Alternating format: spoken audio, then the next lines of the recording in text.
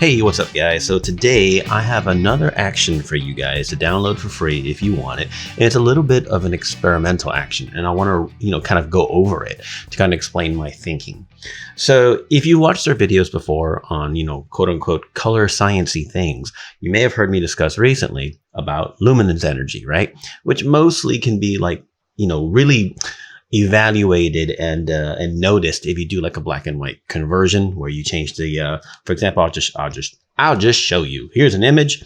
Let's go ahead and do a black and white adjustment layer, and as you move these sliders up and down, this is luminance energy, right? That's the formal way of putting it.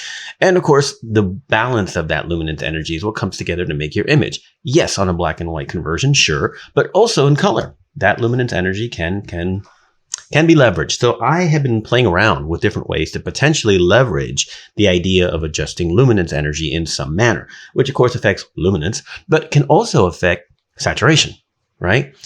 And so to that end, I've created a certain action. I'm going to explain how it works, and then you guys can download it if you want. So what I start with is a black and white image, black and white adjustment layer, excuse me. And the first thing I do is I put it on maximum white because that's going to give me a baseline maximum luminance energy, right?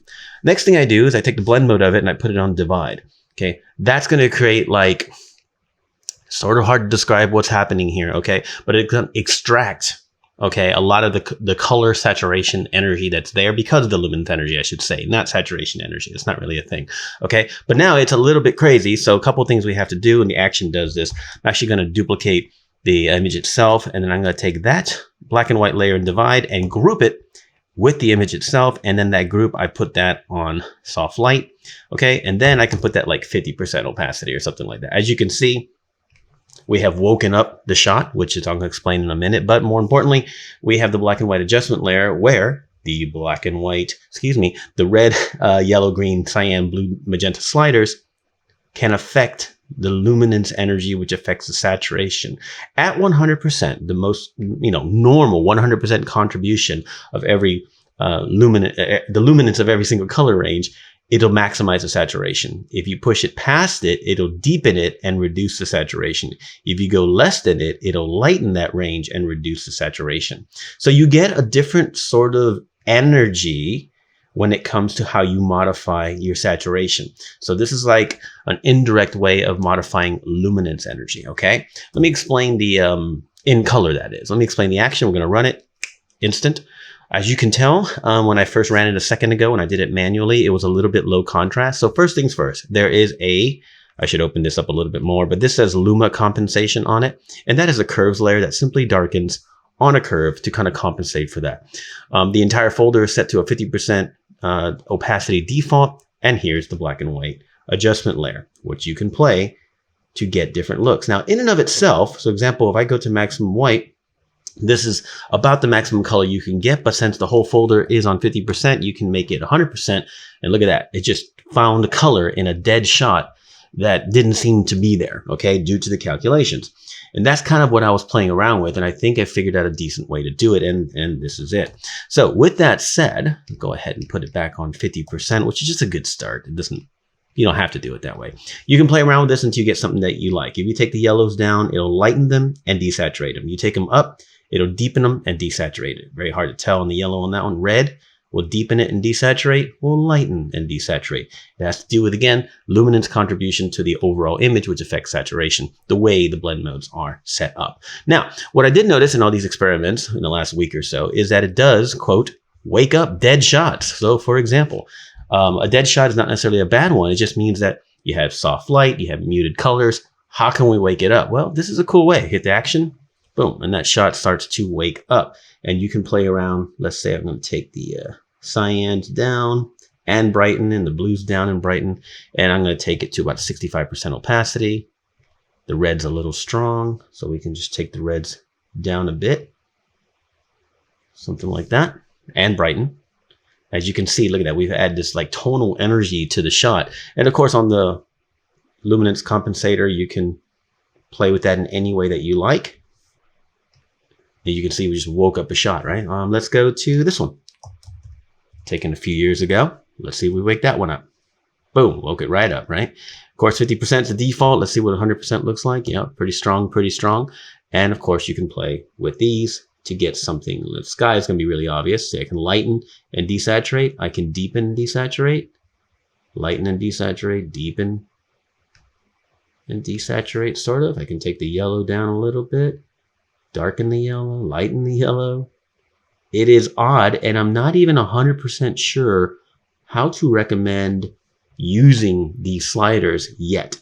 It's definitely, like I said, an experimental action, but as you can see, we went from cool shot, but don't have a lot of strong color. I've woken up the color, I've added some tonal contrast, I've added some saturation in kind of a smart way, and then I can adjust the luminance contribution of all of these. Here's a commercial swimwear shot. Let's wake that one up. Boom, immediately wake it up. It's a little strong, but we can play around with that. Who knows what we can come up with. Can deepen the yellows, which is mostly the green. Okay, and we can take the reds maybe down. What's going to happen with our pool gets a little deeper. We can also make it lighter and less saturation. The reds really exploded on that, didn't they? Naturally, all this can be adjusted and masked and changed and everything, but as you can see, it went from a good shot, a nice overcast day, to a colorful shot, for whatever that's worth. A little strong, but that is okay. How about this one? Yes, it's a colorful shot, but there's no real grading on it to be had. So let's see what happens. Boom, woke it right up. And it's a little strong still, but that's all right. That's how we can make all kinds of changes. We can take our reds down, tone them down just a bit, and lighten them, or tone them down and darken to get it a muted sort of tanned look. That's not bad. Let's lighten real quick. There you go. And then the cyans and the blues, we can lighten and desaturate. We can darken, desaturate. It's very different, and I like it. I like it because it can bring color where there isn't color because of the way it's doing the calculations. Rather than a simple saturation boost linearly, where we take the saturation of the pixels up, this is extracting data that's not really there and doing some new calculations. And within reason, you can find a nice balance, like maybe 40%, and you can take and add beautiful color to a shot, existing color. I mean, this could be done after grading potentially, or before grading if you really want, but it's just a cool way. This is the shot I was playing with the most when I started realizing how much power I could, this is a muted shot. I love this shot, but it's very muted due to the location. This woke it right up in a different sort of way. And like I said, gives me a different sort of control with the luminance energy to control saturation and brightness, or luminance. So it's a bit of an experimental action, like I said. I encourage you to download it, try it. Oh, there's one more image here I was playing with. Let's see. Yeah, a little much color on that one, but that's okay. Here again, we can take the reds down, something like that. Woke it right up with some color. I encourage you to download it, try it, see what you think. Don't forget the opacity, definitely change that, change the curves. This is just to compensate for the lack of contrast that sometimes happens with this calculation. Go ahead and use that, change it, delete it, whatever, and then play around with these black and white sliders and see what kind of looks you get. I'm really enjoying how it wakes up shots that need something, shots that are like, hey, it's good, but color. Because in a shot like this, based on my experience, if I start adding saturation to this, I'm going to get a lot of artifacting and some things that I don't want. I'm certain of it. So I would be a little bit more targeted in how I do it. But something like this, maybe that's a little strong, but maybe 35%. This is like, I went from, I like it, it's good, but it's a little flat. I woke it up, and then now I can start, color grading potentially. Or it's interesting is what I'm saying. So I invite you to join me on this experiment, download the action, play around with it, see what you think, and let me know. We're always experimenting here, and I love trying to create cool tools that are actually functional. And we could do fun color science calculations all day, but when something actually is functional, then I like to share it. Let me know, guys.